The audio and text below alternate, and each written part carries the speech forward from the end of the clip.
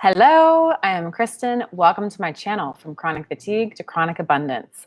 This is my weekly live Q&A, where I am here to answer the questions you have about how to live better with severe chronic fatigue as a symptom. Regardless of the cause of your severe chronic fatigue, whether you've been diagnosed with something or whether you're still looking for a diagnosis, there are a lot of commonalities that impact the way we live whenever we just don't have enough physical energy to freely move around, when we don't have enough mental energy to think clearly, and we're suffering from brain fog on the regular. And I share my experiences having recovered from severe chronic fatigue as a symptom on 3 separate occasions, all right? I really don't talk a lot about the symptoms. I'm sorry, I do talk about symptoms. I don't talk much about the supplements or the treatments I used, because I, as one person, needed completely different treatment plans each and every time I healed, okay? There is no magic bullet. There is no one plan to cure us all. I needed completely different things each and every time. And as my healing journey evolved, what used to work for me might stop working for me, or something that didn't work for me in the past maybe started working for me at some point. So it's so highly personal what we need to heal. I'm not going to pretend to give you those answers like so many other online health gurus, okay? What I talk about here is the one thing that did help me heal each and every time. It wasn't the thing that healed me all by itself, but it was my foundation for discovering my health journey each and every time. That is mindset. I call it the healing mindset. Now, I'm not saying my health issues were in my head. I'm certainly not saying your health issues are in your head. There were things that were physiologically wrong with me that needed to be addressed through treatments and supplements and things, okay? Without a doubt. But my mindset was what gave me hope and motivation to keep going through the really dark times, through the really low points of having lost almost everything in my life that was important to me. After having to lose my job, not being able to work, even from my bed, on my laptop, an hour a day just wasn't even possible for a long time for me. I wasn't able to socialize and spend time with friends. I wasn't able to plan for my future. I had to say no to a lot of events that I actually wanted to participate in. Or there was times when there was an event that was just too important for me to say no. I would push myself to get through it and then pay the consequences for days or weeks afterwards in a major crash, okay? If any of this resonates with you, then I am here to answer your questions. What are you struggling with right now? What are your major challenges? What is something you'd just like to hear my take on? Now, real quick, I'm not a doctor. I'm not a therapist. I'm not licensed in anything. I can't diagnose. I can't tell you what to do for your health. I can simply share with you what worked for me. I can share with you my opinions, my ideas, just because what I share on here are points of view that I see are missing from the online community of healing from poorly understood health issues like ME/CFS or fibromyalgia or lupus or things like that, okay? I'm bringing new ideas to the table. That doesn't mean everything I say is right for you, but I'm hoping it expands your idea of what's possible and how much control you have over how you approach your healing journey, okay? Oh, Raf, hi. Am I saying that right now? Raf? I know you've told me how to say it before. I'm sorry if I'm not saying it right. So you're worried about the economic consequences of what's happening in the world right now. Totally understandable. You're in Belgium, right? I have to admit, I haven't heard much about what's going on in Belgium with coronavirus, but things are getting more challenging everywhere as time goes on. Let's see, did Lisa reply to me? Is she going to make a YouTube video where she explains everything she did? You know, I don't know if she's going to. I know that it might take a while. You know, like all of us, we can only create things whenever we have enough energy over a long enough period of time, and really thinking through our own personal stories can not only be like time intensive and challenging energy wise, but emotionally can be very difficult to have to relive all those things that we tried, the disappointments of things that didn't work that we thought would work, and having to dig through papers and all that kind of stuff. So I don't know if she's on today, then we can ask. I'm sure, showing a little support for putting that together would help her maybe get it together sooner. But yeah, losing benefits would be a huge blow. I mean, for many people who can't work, that's the only way that they stay afloat, that they keep a house, that they keep a roof over their heads, that they keep themselves fed. I was in a uniquely, I'll call it a privileged position when I got ill. I never went on benefits because I had savings I was living off of, and things got a little hairy at the end there, just before I was able to start working again. Savings money got very, very tight. Ralph says, I'm bolding a little bit, but luckily I have some money for a hair transplant. Yes, I'm not desperate. What do you mean a hair transplant? What are you talking, like head hair? And it's okay to want to save for things that are really important to you. I don't judge that at all. Like there's this idea that we should be sacrificing everything in the world to get better. And I don't think we should actually be sacrificing any more than we have to, right? Like being this ill, you end up sacrificing so much, so many things unwillingly, out of your control. It's not your choice whether or not you're going to sacrifice it. We've just lost many, many things that deserve to be grieved. But we should also be looking for those little things that are really important to us and getting creative about ways to retain some of those things that are important to us if we can, right? So like, if you can save up for that, great, awesome. If you're excited for it and you're looking forward to it and you're really going to enjoy that, awesome. I think we all need more things to look forward to in our lives when so much has been taken away, and it can be so easy sometimes to slip into, just losing all hope and feeling a lot of despair. Whenever we have something really positive to look forward to in the future, it can help pull us out of those moments and help keep us more motivated and a little more energized, and we're excited about something that's coming up. So yeah, I think that's a great thing to do. Financially for me, when I was ill and I was living off of my savings, life was really, really tight for me. I was lucky. I had been living in Philadelphia when I got ill, which is where I live now again, because I love Philly. Philly's now like home to me. And I had a friend who was like, hey, why don't you come live with me? And she lived down in North Carolina. And the cost of living down there was much cheaper than it was in Philadelphia. So that was a very easy yes from me. Also, I got to live with my friend. And I still had to keep expenses as low as possible. So luckily we found this house. My rent was only like $400 a month for my room in this house. I had some friends at that time who were also very financially like strapped for cash, and they knew where to go to the Bent and Dent grocery store. If you've never heard of a Bent and Dent grocery store, it's a grocery store where food is really, really cheap because it's the stuff from the normal grocery store that's like almost expired, or maybe it's a week past its due date. If it's like a canned good, like it's okay if it's a week past its due date.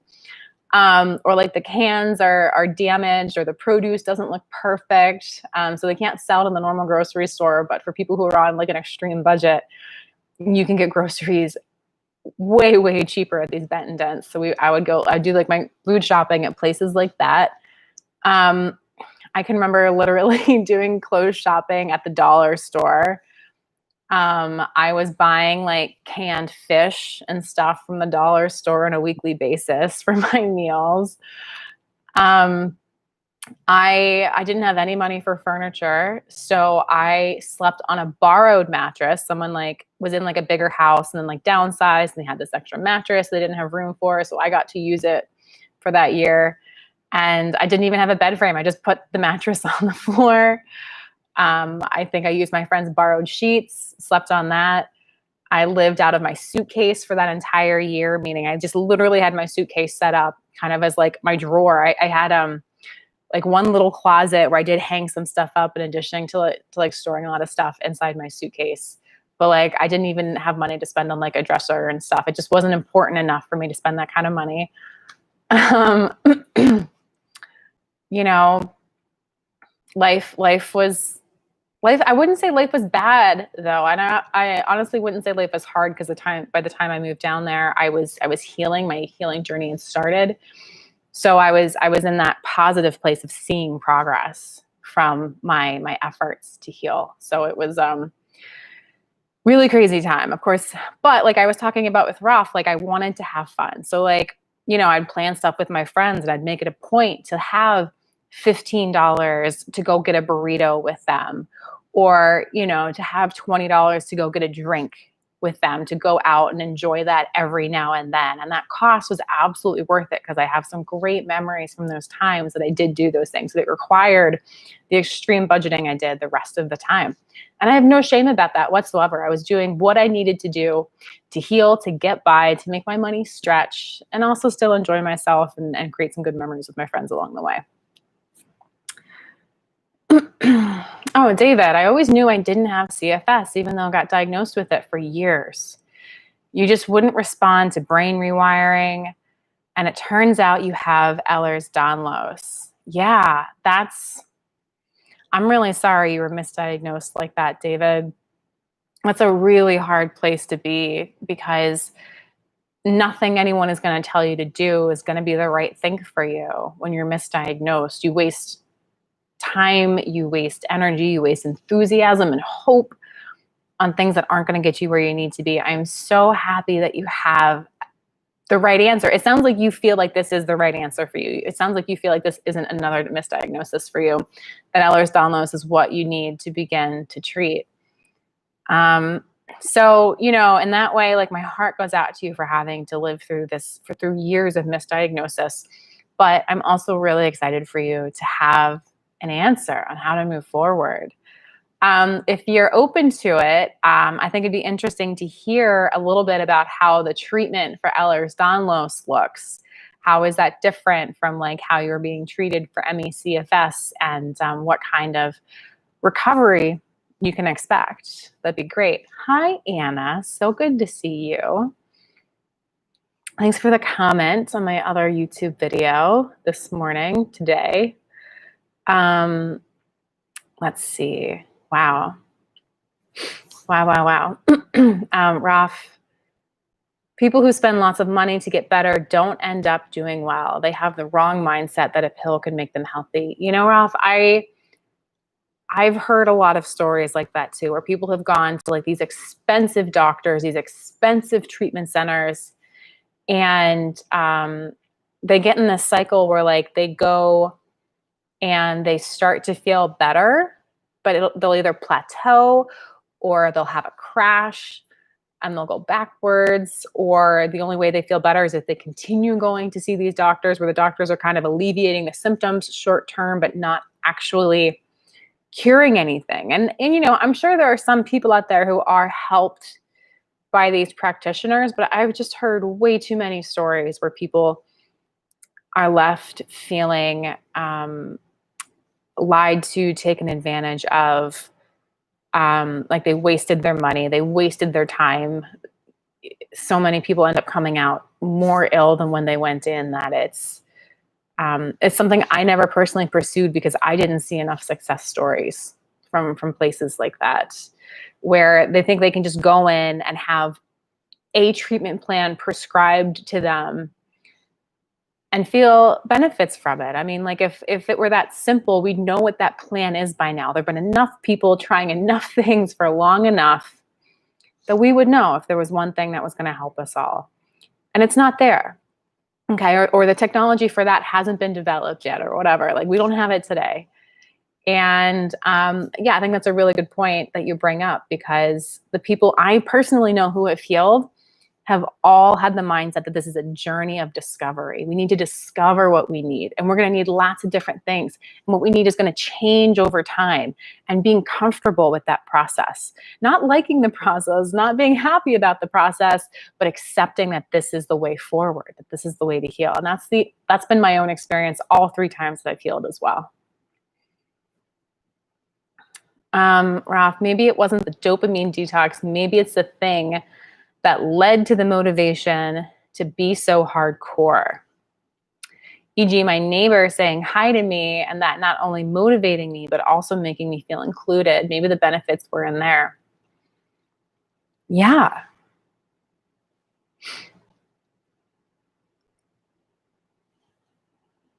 So, sorry, Ralph, I'm going back to read the other things that you said.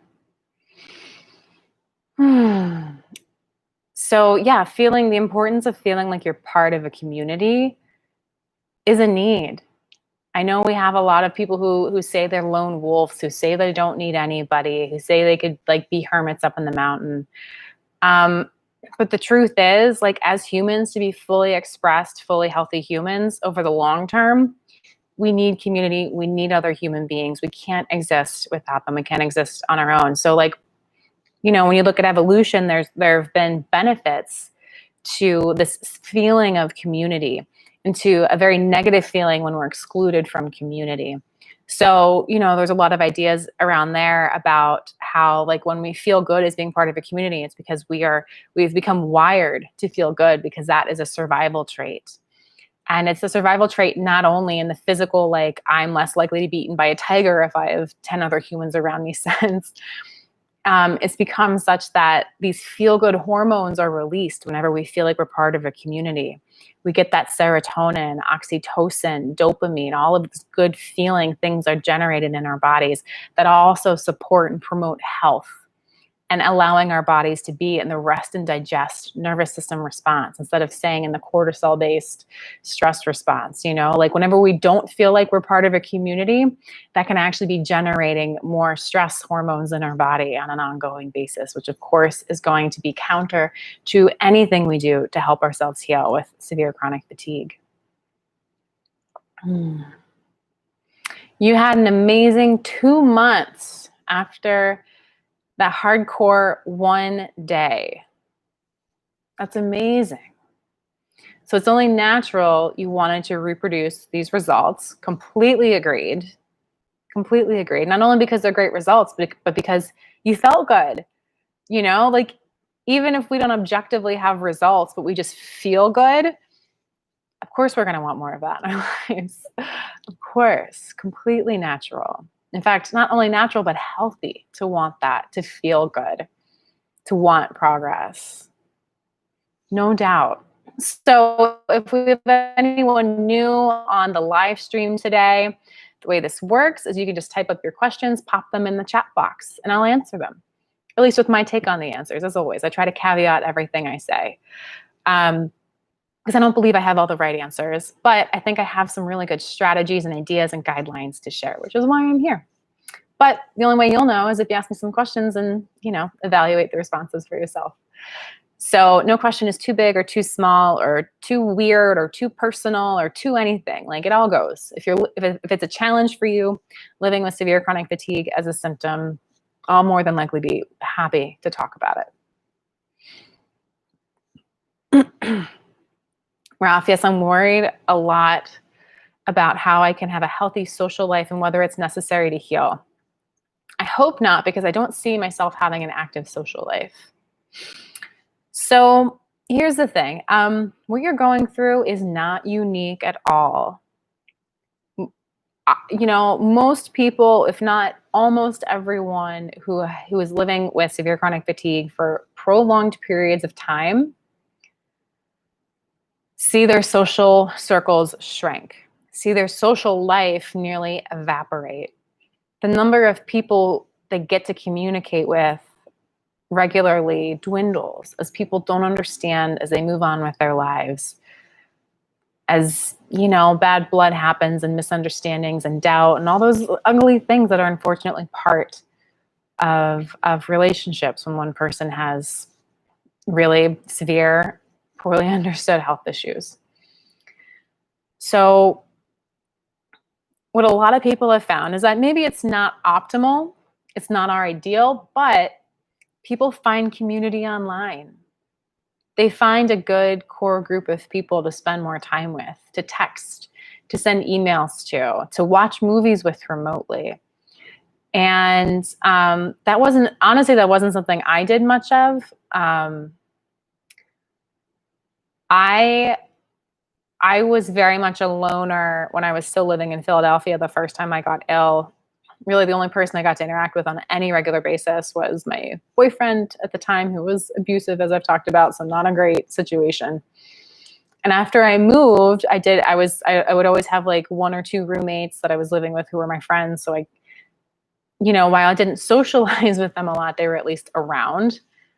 And, one or two people was sometimes as big as my world was. And that's just how it was.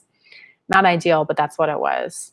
So, if you can't have like a normal social life, if you're not going to have much of it, of an in-person, face-to-face social life, I think it's worth finding those people online who are in a similar situation to you, who understand you, who believe you, all those good things, who may be willing to interact more regularly. And if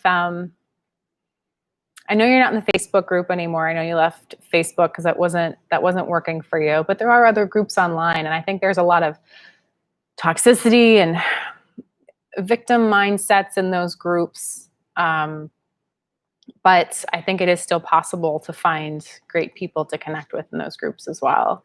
And just because I use the word victim mindset, I want to quickly explain that for anyone who hasn't heard me talk about it before.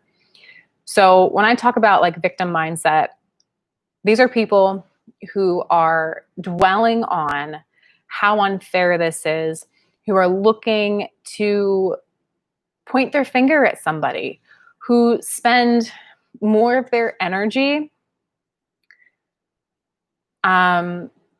focused on the unfairness and the injustice of the consequences of having these health issues than they are spending on discovering their own healing journey. And it's really sad, and I think it's completely toxic, because when you're focused on the injustices and the unfairness, you end up, it leads to desperation and hopelessness very quickly. When you feel like what's happened to you is so wrong, and you have no hope of getting better. You believe the doctors that say there's no way to heal from this ever unless you're lucky. It very quickly leads to a point of, well, why am I doing any of this? It robs people of hope. It robs people of a reason for hope. Like, some people you can still feel hope kind of blindly, but I don't want any of you to feel hope blindly. I want you to feel hope from a place of reality, of like real engagement with the world. You feel hope for your own future, even if it's not going to happen as quick as you want to. Of course not. It never does. But knowing that it can happen from a place of like I said, reality. And it's the victim mindset is toxic because of the way they're dwelling on these things. So like, for anybody, I think it's healthy and just natural to notice that all these unfair and unjust things are happening to you as a result of your health issues. You'd have to be kind of crazy to just pretend that nothing bad is going on, to just be positive about everything. I'm definitely not saying to be positive about it all. We can acknowledge the unfairness and the injustices, but we need to acknowledge those and then have the emotional tool set to be able to move our thoughts on from that. To not say it's okay that these things are happening. It's not okay, but to say, I'm prioritizing getting better over everything else. And in order to get better, I need to focus on how that's going to happen. I need to focus on finding the right doctor. I need to focus on adhering to the protocols of the doctors that I trust. I need to focus on how to communicate my health issues to people in a way that's effective. I need to focus on resting more, like choosing to move your thoughts to the things that are going to move the needle for you is the opposite of victim mindset, and is what I call the healing mindset. So, all right, that's out of the way.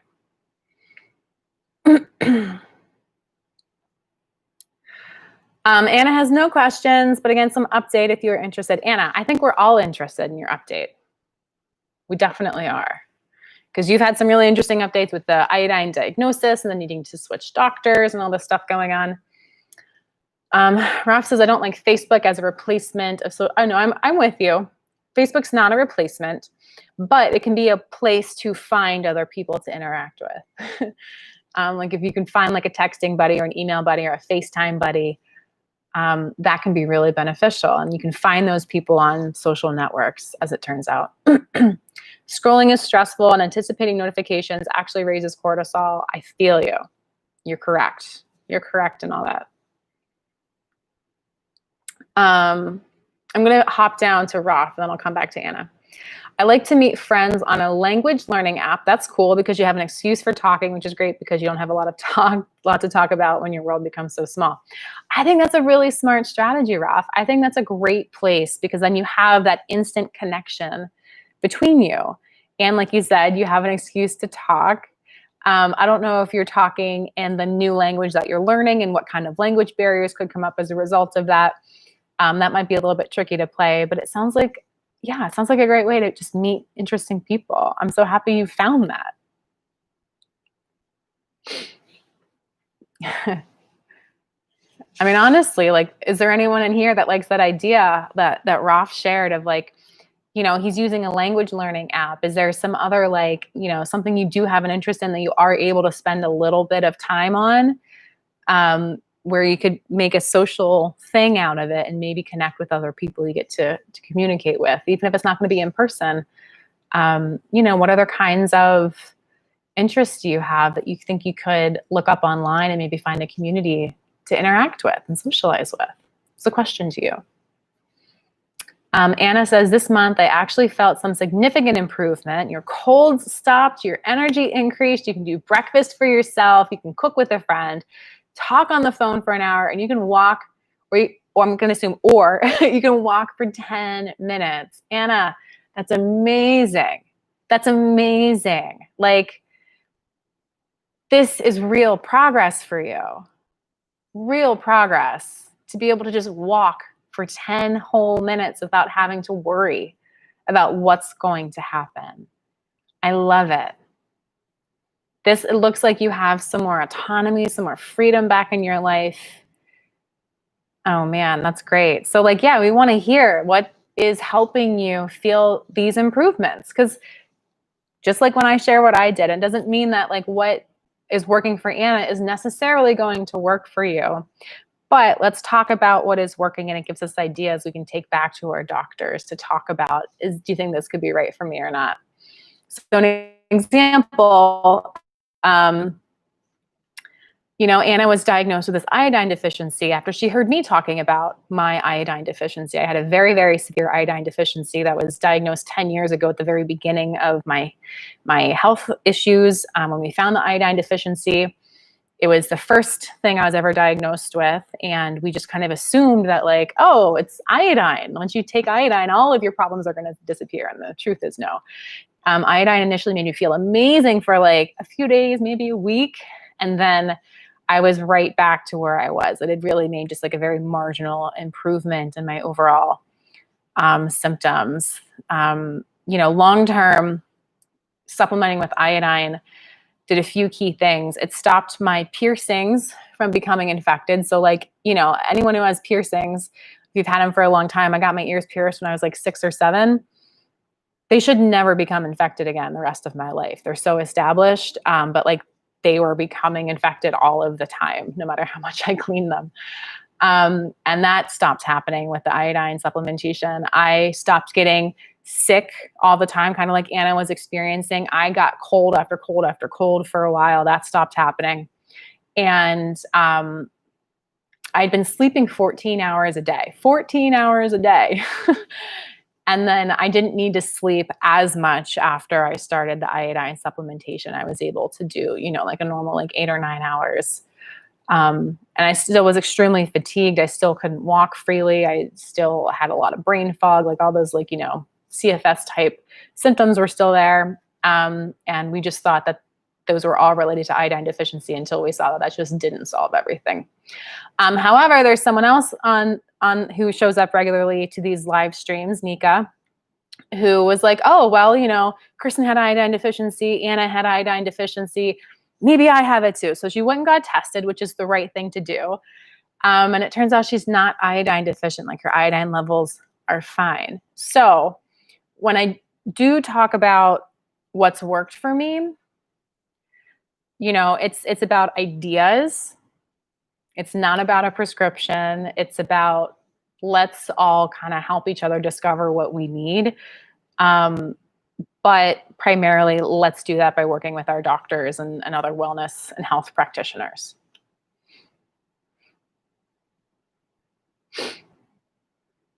All right, Anna has some responses for us. I don't know. She doesn't know what's helped her necessarily because she started two things at the same time. On one hand, she felt really great with the Gupta program. On the other hand, she started to take a cream to increase cortisol. Interesting. Maybe the things that she took before started to help. Gupta helped me to be more in the parasympathetic nervous system. So crucial. You realized how much energy you were wasting on worrying and thinking about symptoms and research. Anna, yeah. Yes. I'm really glad that the Gupta program was able to help you have that realization of how much our emotions can take away our already low energy. Yeah. And activating the parasympathetic nervous system is so important. For most people, that's not enough to heal us, but it can really help. It can free up some energy on a daily basis. Let's see. Research and looking for doctors was good, but right now you need to just stop and just relax and trust the program. And that felt like a big relief. Yeah. Anna, that's great. So a few comments here. Whenever we're trying new things, it can be so hard to space them out. We want to just try everything at once because then if we try it, then we'll be like, oh, but then I'll find something that works and I'll feel better, right? But when you try multiple things at once and then you start feeling better, you actually don't know what's helping you. Because it's not you take it that day and you feel better that day. It usually takes days or weeks or months even for programs and supplements and treatments that we try to actually start making a difference. So you don't know what to point to and you don't know what you can stop doing. You don't know what you need to continue doing, which can be frustrating, right? So that's why like the guidance of someone knowledgeable, a doctor, a health practitioner is so valuable when trying to evaluate and test multiple ways to heal. And yeah, you're freeing up so much energy. And when you're in the parasympathetic nervous system more, your body's rest and digest and heal mode, your body's actually able to do more maintenance. So it's kind of like, if you think of your body as a factory, I came up with this when I was in bed, like still half asleep the other morning. If you think of your body as a factory and it has all these machines, that are running all the time, producing widgets and whatever, a factory can run well for a while without any maintenance or repair. But, in order to keep that machinery fully functioning over the long term, you need to schedule regular maintenance. You need to go in and proactively look at the machines. You need to have janitors go into the warehouse and clean it out, clean the machines, sweep the floor. And that's what parasympathetic nervous system is in our body. It's the janitors and the maintenance crew coming in to keep everything running well. And whenever we live in sympathetic nervous system dominance, like the stressed out, I'm worrying too much nervous system, your machinery is running and it's running harder and faster than it's really designed to be running. And whenever you let that happen for a long period of time and you don't give enough time to the janitors and the maintenance crew, we start to see breakdowns. And over time, if that trend continues, where we're not allowing the janitors and maintenance crew to do their job often enough, we're going to see more frequent breakdowns. We're going to see bigger breakdowns. We're going to get a dirtier and dirtier warehouse, and that's going to make everything run even worse, right? So when we can live in the parasympathetic nervous system more, it's like allowing the janitors and maintenance crew to come in way more often, and it allows them to catch up on a lot of the body's just general maintenance. And when that can happen, we naturally start to feel better over a longer period of time. It's definitely a longer period of time that works. But, I'm hoping that's kind of an analogy that helps you justify spending more time in parasympathetic dominance and resting more and feeling good more often is thinking about your body's little janitors and maintenance crew going to work when you're doing that rest. Because that's really what's happening. There are systems in your body that are activated whenever you're in parasympathetic nervous system dominance that cannot function when you're stressed out, okay? We need to allow these systems in the body to do their work in order to be truly healthy and happy and vibrant. And this is true for normal people, but it's especially true for people with severe chronic fatigue. Okay. And I think, Anna, one more point. I think it's really great that you're like, I'm feeling better right now, but I just need to focus on one thing. And you've kind of like let go of the doctors and stuff for now because you found something that's working for you and you want to focus yourself on that. I think that's a beautiful decision to make. It can be a hard one for many of us who want all the answers. We want them all now. We want to do everything now.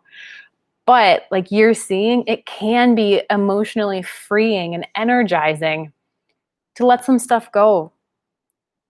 But not just let some stuff go to be lazy, but to let things go in order to focus and to heal. That's a really tough mindset hack to incorporate. And you're doing a great job of it, as always. Yeah, Ralph, doing research is such a double-edged sword. It is. We need to find the info. We need to understand. We need to educate ourselves, but doing it too much becomes exhausting. We can get in our heads about what's really going on. We can spend so much time thinking about it. Like it can be very draining. You're right. It's very much a double-edged sword. Oh, interesting, Anna. Stopping pacing with HRM was also a big relief. Even though it was great for many people, for me, it was just stress. And here we go. Here's another example of like, there are people, HRM, if you're not familiar, is heart rate monitoring. And when you're pacing, which is, you know, living to avoid crashes, basically pacing yourself and your energy slowly enough that you avoid crashes. Heart rate monitoring helps people avoid crashes because these crashes are actually very, very specifically tied to our heart rate. So whenever our heart rate gets above a certain threshold for more than 2 minutes is when crashes happen. And there are people who see huge benefits in their symptoms and how well they feel by using a heart rate monitor that'll start like beeping and warning you if your heart rate's getting too high for too long so that you stop doing what you're doing, you can rest, you can avoid a crash because crashes make you more ill. Crashes get in the way of your healing journey. We need to be avoiding crashes as much as possible. It's not going to be 100% possible realistically, but we want to be avoiding them as often as possible. But for Anna, that tool of the heart rate monitor wasn't good for her. It was too stress inducing.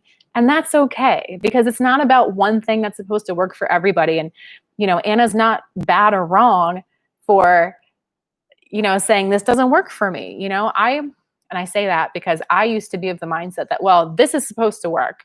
And if it doesn't work for me, then I'm just not doing it right. And I would make myself the problem. And I would say, well, I need to try harder. I just need to stick to it. I just need to whatever.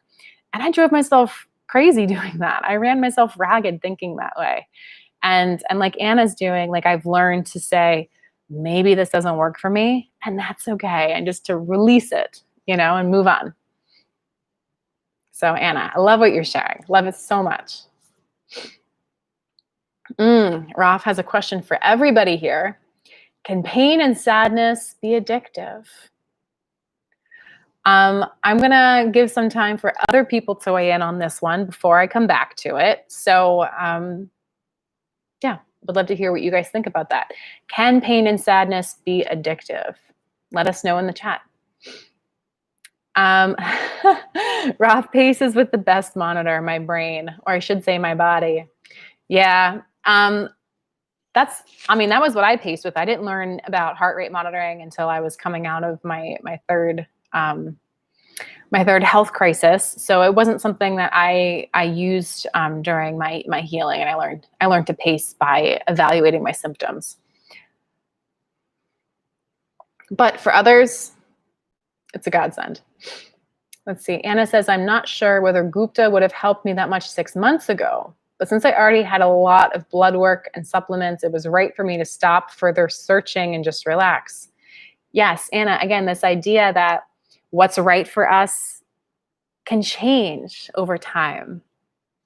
And that's okay too. That's why I call it a healing journey, because it's about discovering what we need at each stage, at each step. It's going to be different.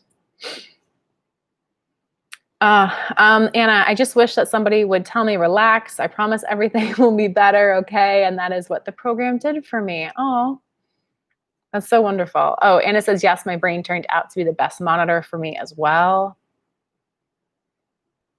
I am still taking all the supplements and I'm still working with doctors, but I don't research for new ones. Cool.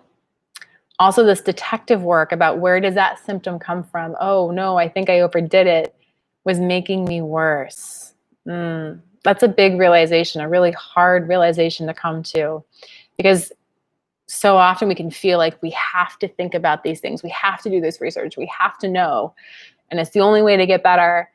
And maybe that's true for a while, but it's okay to say, but this research is wearing me out. I need to take a break from it. You know, like Anna might go back into research mode again in the future. Who knows? She might not. She's going to do what's best for her on her healing journey. And I respect that immensely.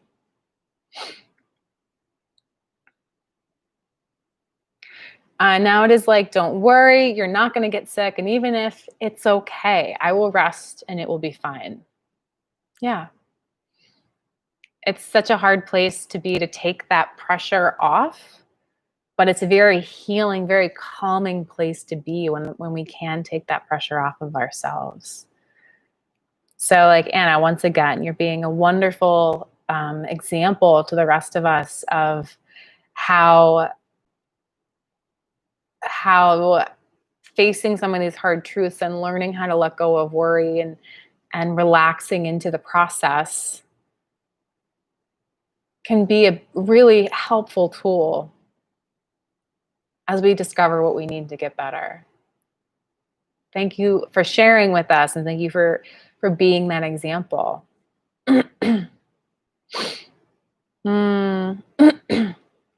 Oh, Raf, I feel you. I made amazing I'm not going to say it right, bolognese sauce, but I forgot to relax my muscles during the last half hour of cooking. So now it exhausted me more than it had to. And that is frustrating.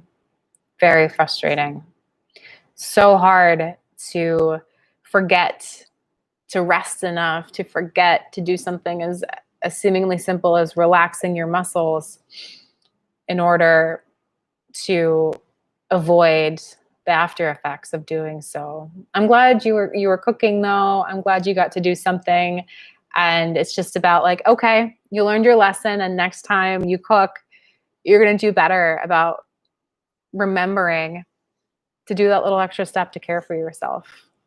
It's all a learning process. Let's see. Anna says, oh, and then she doesn't get sick when she doesn't worry about it. So anybody who has problems to get there by themselves, I can only recommend trying Gupta. Maybe it is not going to help everybody. I recommend to try their free sessions and see how it feels. It's a great recommendation. If you have some free sessions and you have some bandwidth to incorporate something new into your treatment plan, you know, this sounds like something that's worth trying, because it's foundational. It's about your mindset. It's about your physiology, you know, and many people I know have not gotten 100% better just from working on their physiology, just from working on their mindset. But what it does is it creates a much stronger foundation for all the other things that you will try in the future. Oh, Rafa's tapering off of sleeping meds, so you're expecting a huge improvement within a few weeks. That's interesting. Yeah, sleeping meds are a really tricky thing. So I'm personally happy to hear that you're tapering off of them. And then he asks Anna, how do you get in parasympathetic state with Gupta? So how does he help you initiate that physically? I'm curious about that too. So I guess I'll come back up here. I didn't see anyone address Raf's question, so I'll give my input on this, and I hope you guys also weigh in the comments. Can pain and sadness be addictive? I personally don't believe that they are addictive, but I do believe that we can personally, subconsciously find benefits from the stories around pain and sadness. Now, this isn't based on research. This isn't, like I said, I'm not a doctor. I'm not on anything. I don't have research to back this up, but my lived experiences, there were times in my life where I was not only self-sabotaging, I was actively self-harming on a daily basis. And I would wonder, like, am I addicted to the pain?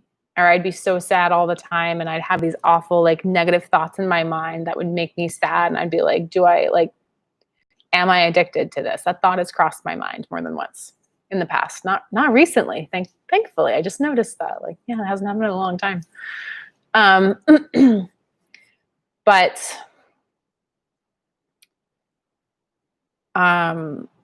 the pain and sadness weren't addictive, but the stories I told myself about life were ones that subconsciously kept me feeling safer. So when I'll just give a real example here. I've never really talked about this stuff before on here. I used to tell myself that that nobody liked me, and anyone who was my friend was just pretending to be my friend because they felt bad for me, and that no one understood me. I was too different. I didn't understand other people, and I was always going to feel lonely my whole life. And I would get very sad about these thoughts that would come up in my head. I wasn't intentionally telling myself these things. It was just that, that brain chatter that happens in all of us. And this was before I learned that I could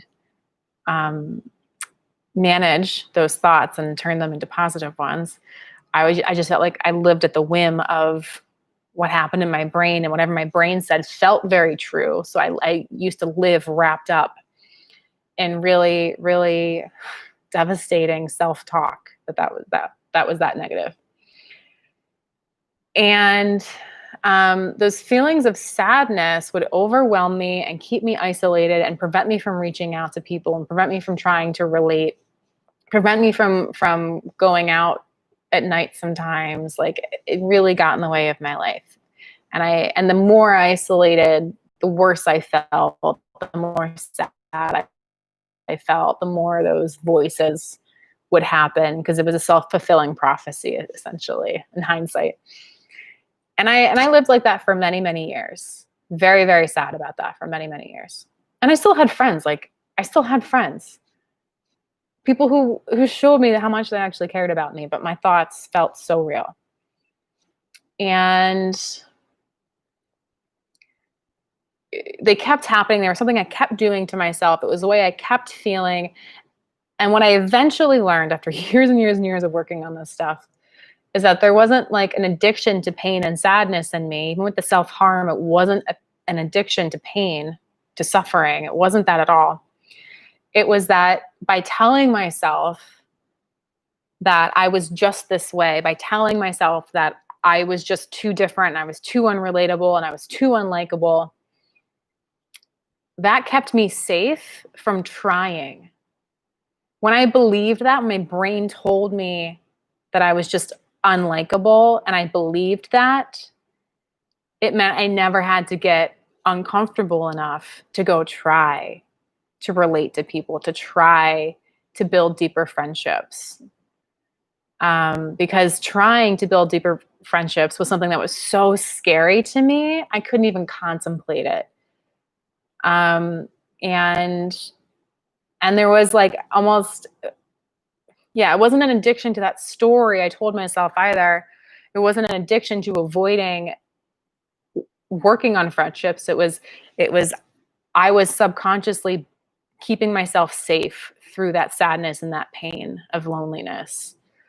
And now that I've learned that I just needed to get comfortable with being uncomfortable when it comes to relationships. I now put myself in social situations that are hard and challenging and kind of scare me a little bit, but I work on them and I get better at it and I build more relationships that way. And I feel better and I feel way less lonely, and I am not going through the cycle of sadness and pain and self-harm that I used to be going through.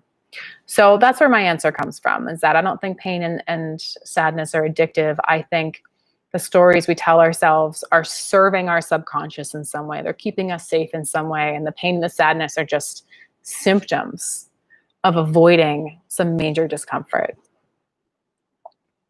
That's my unlicensed, unprofessional opinion. Oh my God, so much chat. Oh, I love when you guys chat with each other. Let's see. All right, Anna says, Gupta teaches not to worry about symptoms and explains the symptoms in a way which makes sense for her. That's cool. Hi, Jamie. Let's see, Raf, are there also activities that are preferable? I love watching cage fighting, but don't know whether it's harmful. Raf, whenever I watch cage fighting, it's very stressful for me. I can't, that definitely would not be relaxing for me. I think you probably know if cage fighting is good for you because you're in tune with your body. You know, it sounds like you can gauge whether it's activating the fight or flight response or if it's actually engaging your calming and rest and digest response. I'm gonna guess you know the answer to that. You can tell me.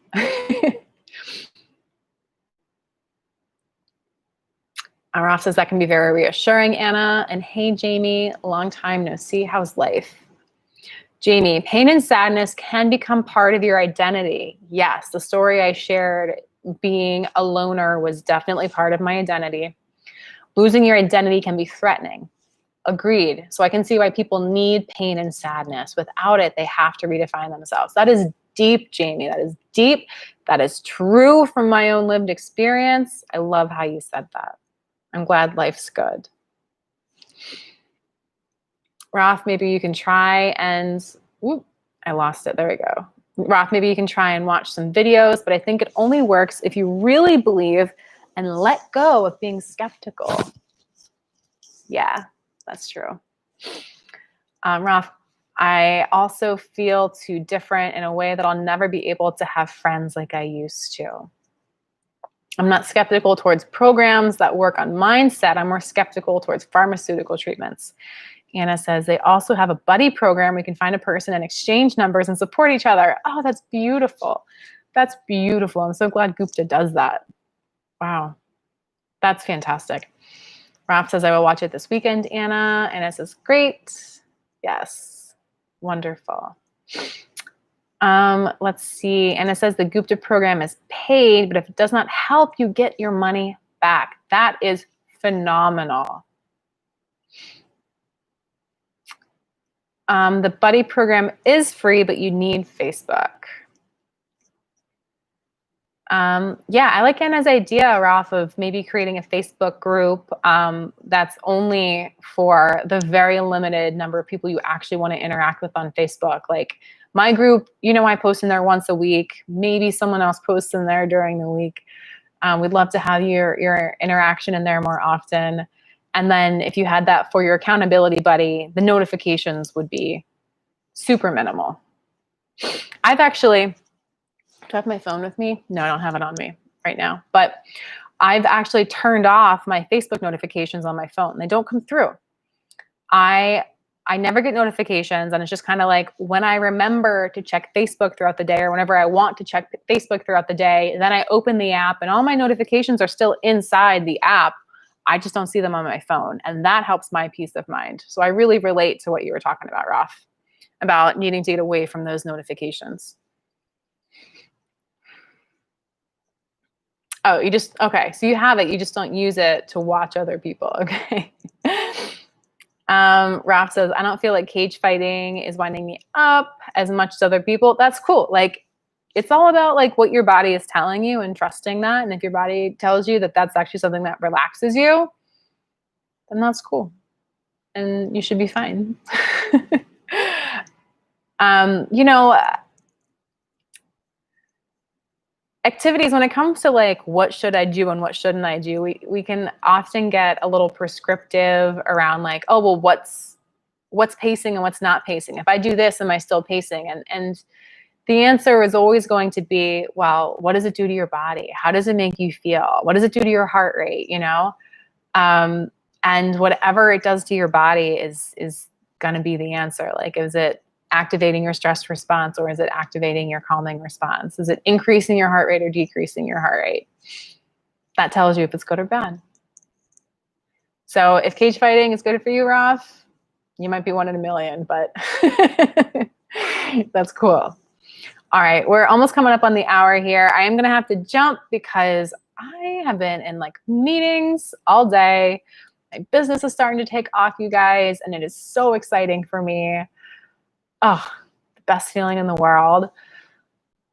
Well, I shouldn't say the best feeling in the world. That's what I would say to normal people, normal healthy people, but you guys aren't normal healthy people. You guys know, you guys can guess how good it feels to heal.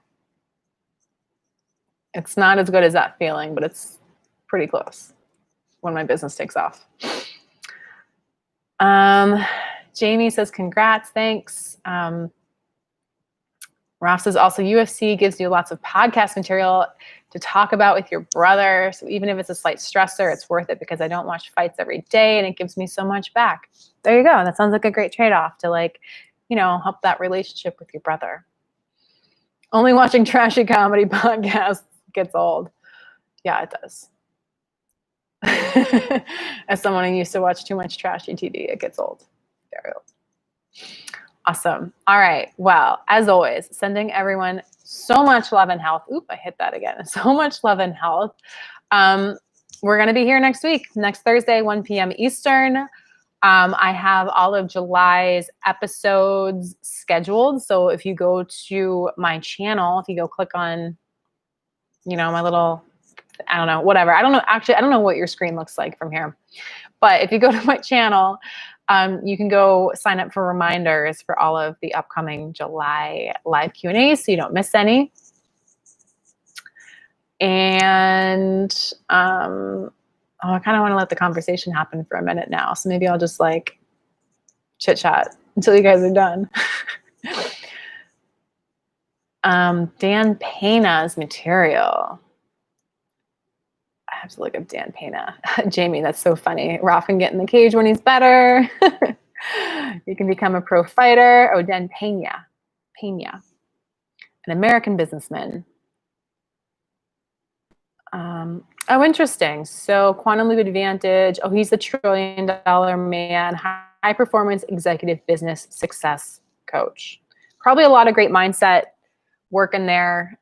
As long as there isn't too much about like hustle, hustle, hustle hard, that's not going to be very helpful right now. Thank you, Anna. I bet it is bad for the brain, but you want to do a grappling combat sport like BJJ or SA or wrestling. Yeah, that's cool. That's awesome. It's good to have those dreams and hopes. I love it. I love it. Love it. Okay, it's 2:00. I have to jump. This was fun today, guys. As always, looking forward to seeing you next week. And I hope you guys have a great, relaxing, healing summer ahead of you. Okay, take care. Bye.